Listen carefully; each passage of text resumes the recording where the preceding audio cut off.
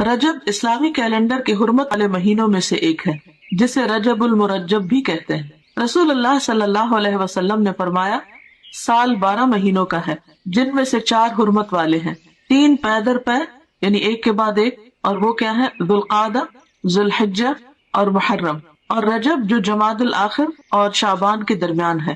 یہ صحیح بخاری کی حدیث ہے، کتاب بدء الخلق۔ تو اس سے پتہ چلتا ہے کہ مہینوں کی تعداد اور مہینوں کی گنتی جو ہے یہ اللہ تعالیٰ نے مقرر فرمائی ہے، اور ان میں سے 4 کو حرمت والا بنایا ہے۔ حرمت والے کا مطلب کیا ہے؟ احترام والا، قابل احترام، کہ جب یہ مہینے شروع ہو تو کسی قسم کی لڑائی جھگڑا فساد نہ کیا جائے، قتل و غارت نہ کی جائے، ہر طرف امن امان ہو۔ عربی میں رجبہ کا معنی ہے تعظیم کرنا، اور مرجب معظم کے معنوں میں آتا ہے، یعنی عظمت والا۔ اس کو رجب مضر بھی کہتے ہیں۔ مضر عربوں کے ایک قبیلے کا نام ہے جس نے دور جاہلیت میں خاص طور پر اس ماہ کی حرمت کا اہتمام کیا، یعنی وہ اس مہینے کو بہت اہمیت دیا کرتے تھے، اسی نسبت کی بنا پر اسے ان سے منسوب کر دیا گیا۔ اسلام سے قبل دور جاہلیت میں قتل و غارت عربوں کا مشغلہ تھا، لیکن جو ہی حرمت والے مہینے آتے تو ہتھیار اتار دیتے، یعنی لڑنا جھگڑنا بند کر دیتے۔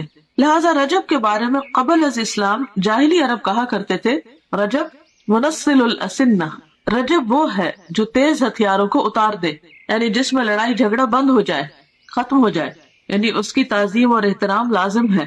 بہقی کی روایت میں آتا ہے کہ جاہلی لوگ ان مہینوں کا احترام کرتے، خصوصاً رجب کا، اور اس میں جنگ نہ کرتے، اور بتوں کے نام پر جانوروں کی قربانی کرتے۔ یعنی صرف یہ نہیں تھا کہ وہ جنگ نہیں کرتے تھے، بلکہ اس کے ساتھ ساتھ وہ بتوں کے نام پر قربانی بھی کرتے، گویا انہوں نے اس مہینے کو عبادت کا مہینہ قرار دیا۔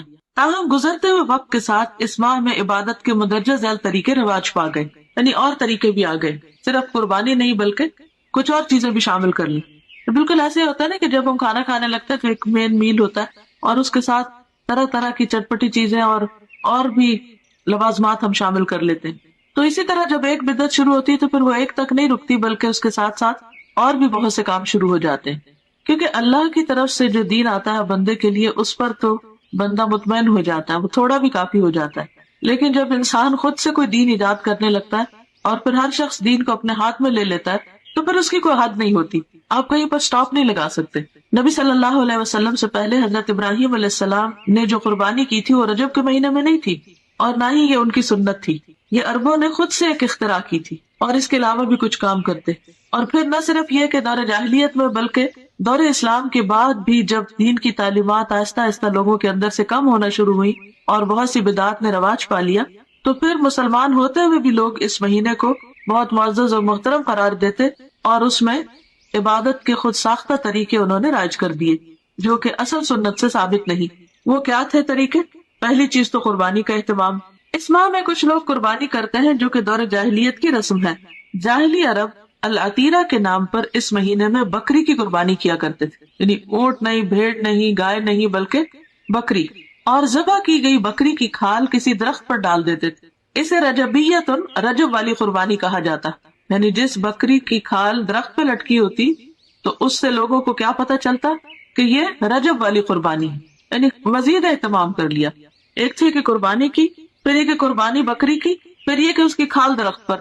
اب ان باتوں کا دین سے کیا تعلق ہے؟ یہ تو انسانوں کو مشکل میں ڈالنے والی بات ہے۔ بخاری اور مسلم کی روایت میں ابو ہریرہ رضی اللہ عنہ رسول اللہ صلی اللہ علیہ وسلم سے روایت کرتے ہیں، لا فرع ولا عتیرہ، فرع اور عتیرہ کچھ نہیں۔ اونٹنی کا پہلا بچہ جو بتوں کے نام پر ذبح کیا جاتا فرع کہلاتا، یعنی عربوں میں صرف عتیرہ نہیں تھی، فرع بھی تھا، اور اس کے علاوہ بھی بحیرہ اور صائبہ اور حام اور وسیلہ، جن کا تذکرہ آپ قرآن مجید میں پڑھتے ہیں۔